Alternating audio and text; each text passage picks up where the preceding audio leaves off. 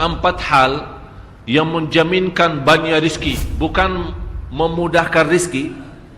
Tolong Bapak Ibu hafal. Empat hal bukan menjaminkan rizki, bukan memudahkan rizki, tidak. Empat hal mendatangkan rizki kemari. Dan empat hal bukan Allah kasih kemudahan berarti kita berjalan mencari rizki Allah kasih, tidak. Bukan dikasih kemudahan, tapi di mana saja kita ada, posisi kita di mana saja, Allah datangkan rizki kepada kita. Yang pertama, qiyamul lail, salat malam. Yang kedua, berbanyak istighfar waktu sahur. Kalau anda tidak salat malam, jangan tinggalkan istighfar waktu sahur. Waktu sahur kapan? Kira-kira 30 menit sebelum azan. Disitulah Allah sendiri memuji. Allah bangga dan senang terhadap orang yang sahur. Sampai ulama berkata, tidak ada ibadah yang terbaik di waktu sahur selain istighfar. Jadi boleh baca Quran, boleh salat malam, boleh zikir, boleh apapun, tapi yang terbaik istighfar. Fokus hanya istighfar. Astaghfirullah wa atubu ilaih, termasuk istighfar Allahumma anta rabbi la ilaha illa ant, yang Bapak Ibu tahu sayyidul istighfar, yang terutama, yang paling luar biasa.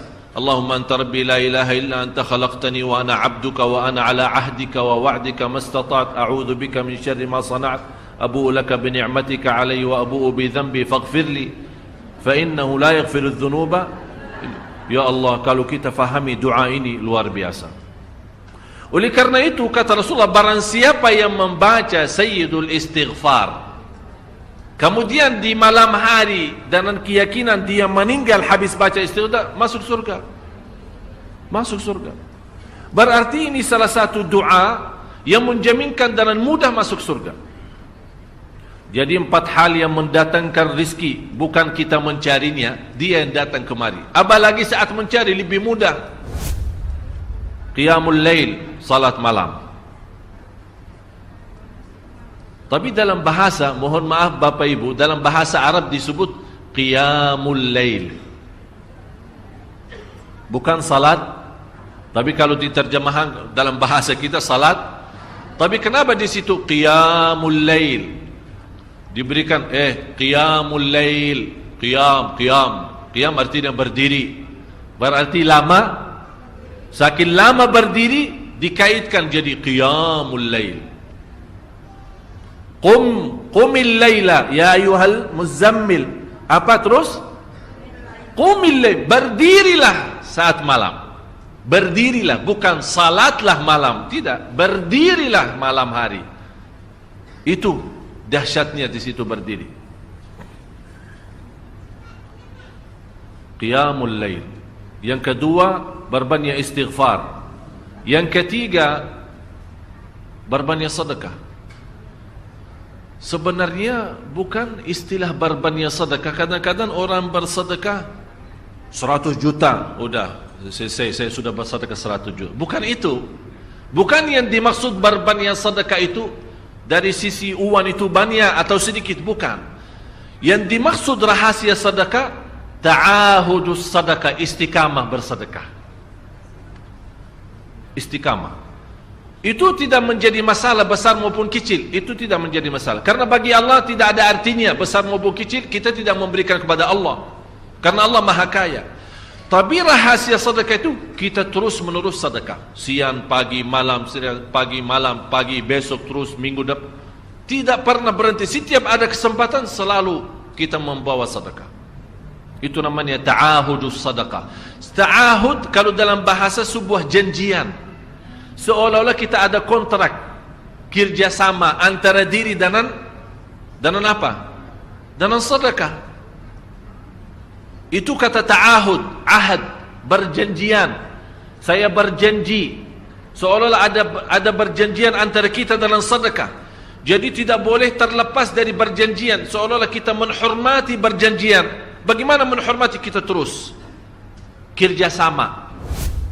Kita beri, Allah ganti berkah sedekah. Kita beri lagi, Allah ganti masih terus. Kita beri, masih Allah terus ganti.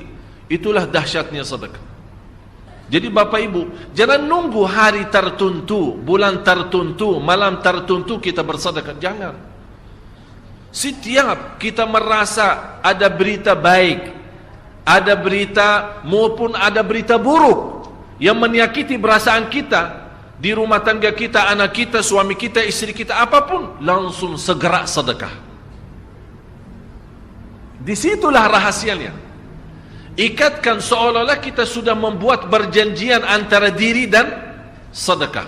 Dalam segala hal, hal senang maupun hal tidak, hal bahagia maupun hal sedih, hal bangga maupun hal lagi menghadapi kesusahan, kesulitan, selalu sehat dan sakit.